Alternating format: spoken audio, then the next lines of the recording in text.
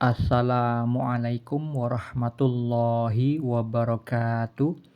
Alhamdulillahirabbil alamin. Allahumma shalli ala sayyidina Muhammad wa ala ali sayyidina Muhammad. Tempo hari saya melihat tayangan di YouTube, ada saudara kita yang bertanya di dalam sebuah majelis ilmu, menanyakan tentang pemahaman sesat yang dikatakan oleh orang lain. Pemahaman sesat itu menyatakan bahwa tidak perlu sholat, yang penting ingat kepada Allah. Seperti itulah kurang lebihnya yang saya tonton di YouTube tempo hari. Dan video ini saya buat untuk meluruskan tentang pemahaman yang sesat dan sangat fatal tersebut.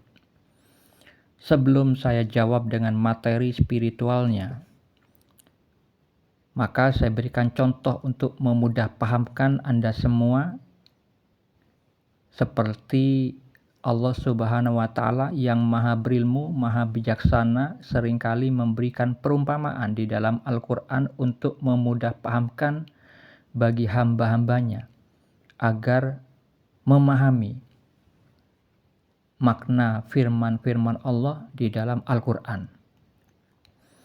Saya berikan contoh di sebuah perkantoran. Jika seorang atasan, bos besar, pemilik perusahaan memiliki karyawan yang dituntut untuk mengerjakan pekerjaan yang wajib untuk dikerjakan oleh karyawan tersebut. Tapi karyawan yang diperintahkan oleh bos besar, pemilik perusahaan itu tidak mengerjakannya atas apa yang diwajibkan kepadanya. Dia hanya duduk-duduk saja, cuman mengingat bosnya, ingat wajahnya, ingat namanya, ingat perusahaan miliknya, tetapi tidak melakukan yang diwajibkan kepadanya, yaitu bekerja. Lalu apakah masih pantas dia disebut karyawan? Apakah dia itu masih pantas mendapatkan gaji? Tentunya tidak. Dia adalah karyawan yang kurang ajar, yang pasti dipecat oleh bosnya jika tidak mau bekerja. Maunya santai-santai saja, duduk-duduk saja mengingat bosnya, tapi tidak mengingat perintahnya. Itu perumpamaan jika bosnya itu adalah makhluk yang bisa dilihat. Sedangkan di dalam berspiritual, kita sebagai umat Islam memiliki Allah yang maha gaib, yang zatnya tidak mungkin dilihat di muka bumi ini. Allah Ta'ala berfirman di dalam surat Al-An'am ayat 103, Dia tidak dapat dicapai oleh penglihatan mata. Karena Allah tidak bisa dilihat dengan mata lahiriah, maka bagi siapa saja hamba-hambanya, umat Islam, yang takut kepada zat yang tidak kelihatan itu, maka dia akan mendapatkan sebagaimana janjinya di dalam surat Al-Mulk ayat 12. Allah Ta'ala berfirman, sesungguhnya orang-orang yang takut kepada Tuhannya yang tidak terlihat oleh mereka, mereka memperoleh ampunan dan pahala yang besar. Lalu, seperti apa yang benar mengingat Allah itu? Sedangkan Allah tidak kelihatan mata. Nah, itulah yang dikatakan iman. Iman itu tidak seperti orang-orang di agama yang lain. Harus melihat Tuhan yang bisa kelihatan mata. Melihat patung, melihat sapi, melihat matahari. Di dalam Islam, iman itu dinilai besar oleh Allah Subhanahu wa Ta'ala. Karena apa? Hanya bisa dilihat oleh mata hati. Dan iman itu akan muncul di dalam dada setelah orang itu melakukan ketakwaan, menjalankan perintah Allah menjauhi larangan Allah, sehingga nantinya dia memiliki iman yang kokoh di dalam dadanya. Maka ingatlah firman Allah di dalam surat Toha ayat 14. Cara untuk mengingat Allah. Allah berfirman, sesungguhnya aku ini adalah Allah. Tidak ada Tuhan yang hak selain aku, maka sembahlah aku dan dirikanlah sholat untuk mengingat aku.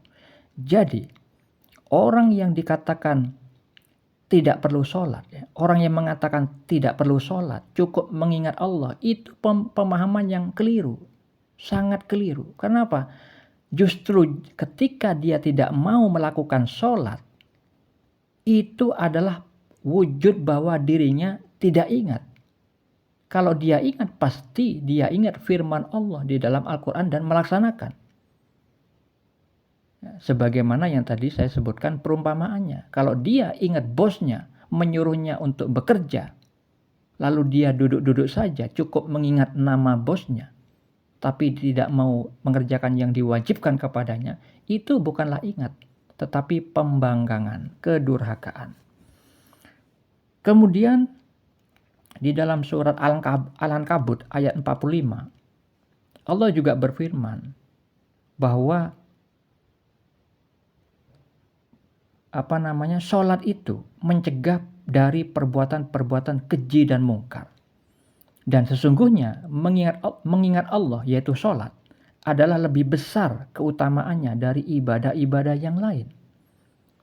Nah, sholat itu adalah yang paling utama daripada ibadah yang lain. Sedangkan Nabi Muhammad SAW bersabda di dalam hadis riwayat At-Tirmizi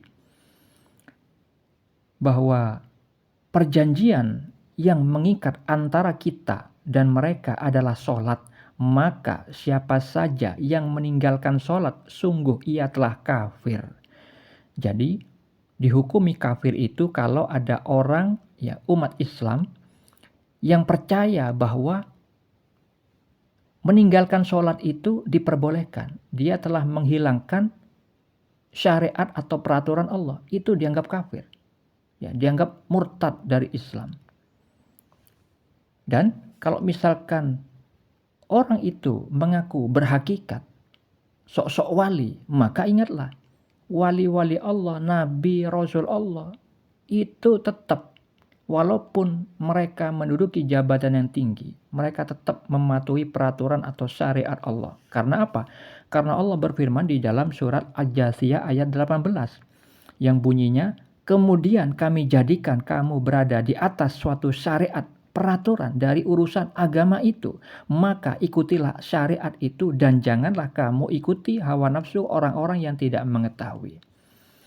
Bagi siapa saja yang menentang Rasulullah, menentang Allah, maka ingatlah, Allah berfirman di dalam surat An-Nisa ayat 115, dan barang siapa yang menentang Rasul sesudah jelas kebenaran baginya dan mengikuti jalan yang bukan jalan orang-orang mukmin, kami biarkan ia leluasa terhadap kesesatan yang telah dikuasainya itu, dan kami masukkan ia ke dalam Jahannam, dan Jahannam itu seburuk-buruk tempat kembali.